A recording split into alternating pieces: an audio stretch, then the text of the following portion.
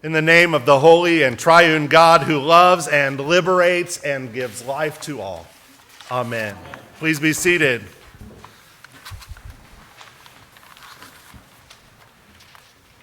In baking, time is the essential element, but it is not the only thing that matters. At least this is what I've picked up from the Great British Baking Show. I wonder if you've seen it.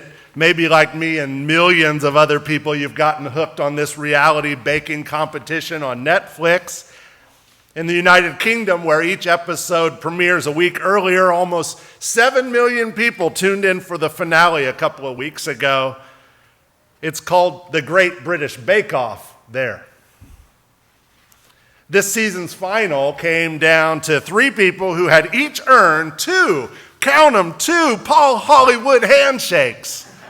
And also 2 weeks apiece as star baker. It was a record. If you don't know what I'm talking about, well, you just have to go home and watch a dozen episodes or so this afternoon. Throughout this season, finalists Chigs, Christelle, and Giuseppe each had a turn at low moments where there might have been doubt they'd make it all the way to the final. For sure, there was an episode or 2 for each of them where things went poorly enough with their bakes that they were at least too close for comfort, if not imminently in danger of elimination. The same was true for each of the 3 contenders in the final. The show's producers made sure we saw each one take a turn with a bake going very wrong, casting doubt on each one's prospects for winning it all. In the signature challenge, Chigs used way too much carrot in his carrot cake and ended up with a texture that was all wrong for judges Prue Leith and Paul Hollywood. In the technical, Giuseppe overcooked his Belgian buns. Everything else about them was perfect according to Paul and Prue, but Giuseppe came in third because those buns were nearly burnt. But poor Christelle. If something is going to go bad, one does not want it to happen in the Showstopper Challenge. This is the final competition, and as the name implies, it is the one that is supposed to knock everybody's socks off with that wow factor. This round includes combining multiple flavors, coordinating several bakes with one oven, and amalgamating everything into some kind of visually stunning creation around a specified theme. But alas, poor Christelle. She was first in the technical, second in the signature. But the Showstopper hit a big bump. Yes, it was a very pretty creation, and the first few flavors were really nice for Paul and Prue, but that focaccia. It was raw, oily, soggy, limp, inedible, according to Paul.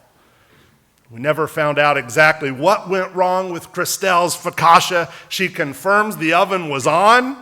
She swears she had plenty of time, and still can't say what happened, but as she later posted on Instagram, baking is one of those things that just goes inexplicably wrong sometimes.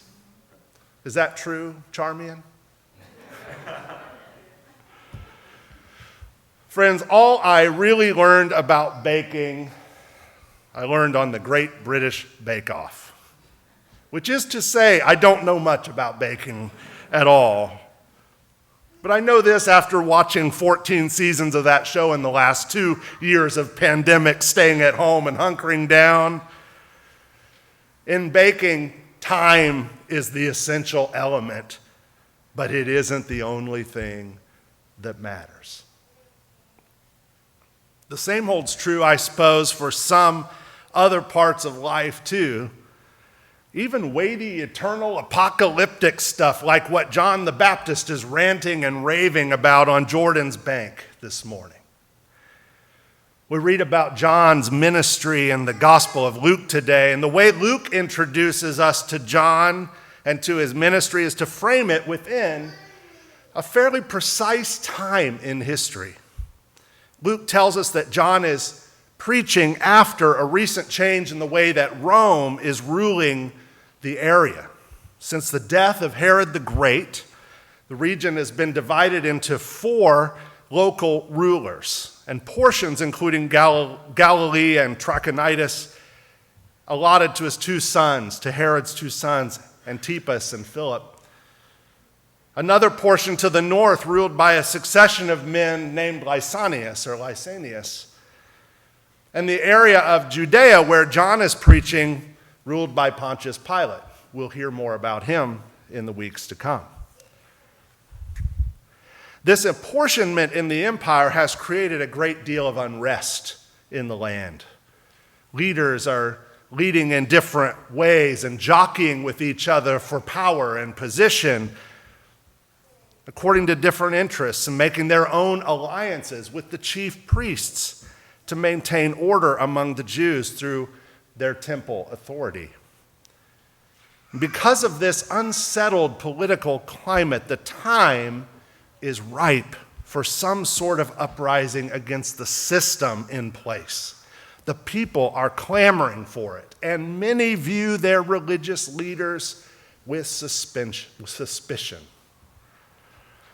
The prophets of old promised that God would bring renewal at a time like this. God's own self would come back to God's people. This fiery preacher in the wilderness with his turn or burn message against the status quo and the system being upended in their favor found a ready audience there in the wilderness.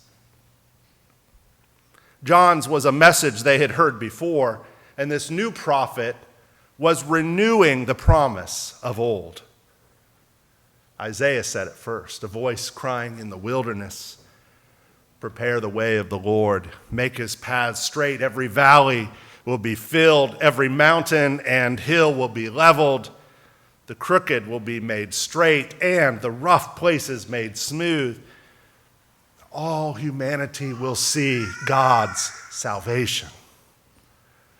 And according to John, the time is right. The time for Isaiah's prophecy to come true, a new world created at God's coming into it.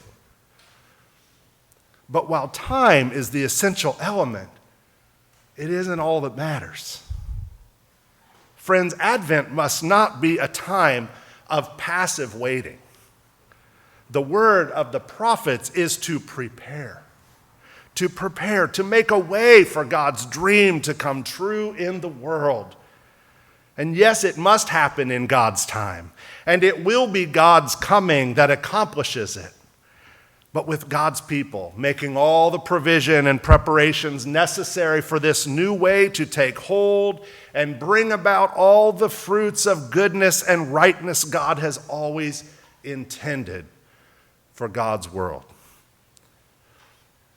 Bishop Doyle talked with us last Sunday about making these preparations and in pondering the incarnation and seeing Christ in other people and setting a time aside for regular private prayer and for worship together and in daily works of service to the Christ in another person without telling anybody about it. And I have to tell you that I cannot improve on these, and it wouldn't be very smart for a humble vicar to try to improve on his bishop's sermon. But what I hope we can see today is that we are invited in our day and in our time to hear the Baptist's cry from Jordan's bank, to prepare the way for God to come into this tired and broken world with healing and hope and new creation. We prepare with what may seem like small and nearly insignificant acts of faithfulness and kindness. And it may not always be easy, but it can be simple. Turning from our propensity for selfishness and our glorification of busyness and our addictions to self-numbing from the tumult of the world and the hardness that life is sometimes throughout these disciplines of worship and prayer and service. The time is right. But while time is the essential element, it is not all we need for this bake. We must make the preparations, turn from the things that harm ourselves and others into that life of goodness God's calling us to. Turn from worship of self to worship of our Creator. Turn from isolation and hyper-individualism into loving community and care. Turn from self-absorption and consumption to service of others.